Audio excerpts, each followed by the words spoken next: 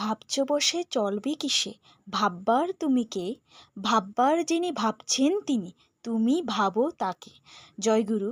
আজকে আবার চলে আসলাম আপনাদের সাথে শ্রী শ্রী ঠাকুরের ছোট্ট একটি দয়ার ঘটনা শেয়ার করার জন্য।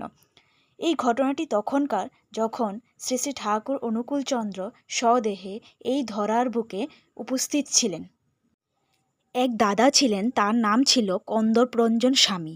গিন্নি, দুই মেয়েকে নিয়ে তাদের দারিদ্রতায় ভরা ছোট্ট একটি সংসার ছিল। ওই দাদা নিয়মিত প্রায় প্রতিদিনই ঠাকুরবাড়ি যেতেন।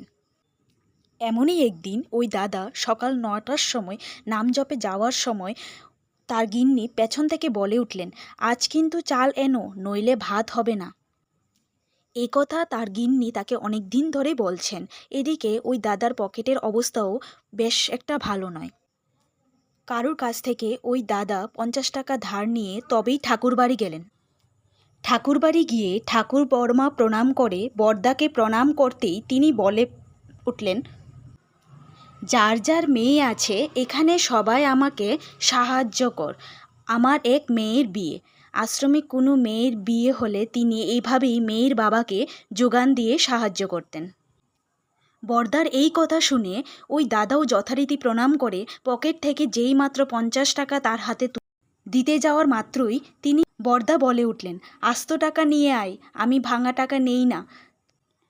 বরদার এই কথা শুনে ওই দাদা টাকার সন্ধানে বেরিয়ে পড়লেন। তখনকার সেই টানাটানির দিনে সবারই একই দশা।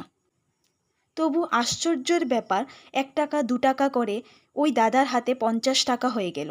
এক সিকি কমও না, বেশিও না। এবার তিনি দয়া করে হাত পেতে নিলেন। বাড়ি ফেরার পথে ওই দাদা ভাবছেন, চাল তো কেনা হলো না, এবার কি হবে।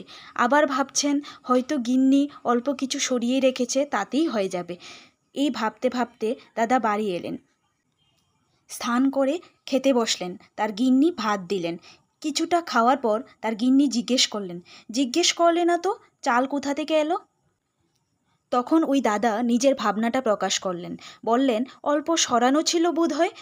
তখন তার গিন্নি বললেন, না মণিদা রিকশায় করে চালের বস্তা নিয়ে এসে আমাকে ডেকে বললেন, ভোররাতে স্বপ্নে দেখলাম ঠাকুর বলছেন স্বামীর বাড়িতে বস্তা করে চাল দিয়ে আয়, তাই নিয়ে এলাম। ওই দাদা স্তব্ধ, হতবাক, হাত যেন ভাতের থালায় নিশ্চল হয়ে আসছে। ওই দাদার এই অবস্থা দেখে তার গিন্নি ভয় পেয়ে গেলেন। এরপর দাদার মুখে সেই 50 টাকার গল্পের কথা কিছুটা শুনে তার গিন্নিও একই হাল।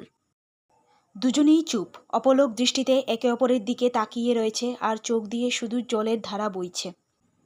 শ্রী শ্রী বরদাই বুঝিয়েছেন, শ্রী শ্রী ঠাকুরই সব, তিনিই আদি, তিনিই অন্ত, তিনিই পথ, তিনিই পাথেয়, তিনিই পরীক্ষার ছলে বিপদে ফেলেন, পরিত্রাণও তিনিই করেন। অচঞ্চল হয়ে তার নির্দেশিত পথে অবাধ চলায় সুচারু করায়, নিটুল হয়ে চলতে পারলেই সর্বকর্মে সর্বাবস্থায় সিদ্ধিলাভ সুনিশ্চিত। জয়গুরু।